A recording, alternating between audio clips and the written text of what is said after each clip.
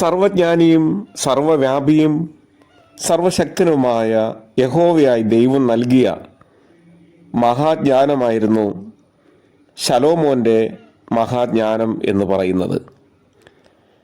ഏതാണ്ട് BC 971 931 ഇടയ്ക്കാണ് സഭാപ്രസംഗിയുടെ പുസ്തകം എഴുതപ്പെട്ടതെന്ന് വേദപണ്ഡിതന്മാർ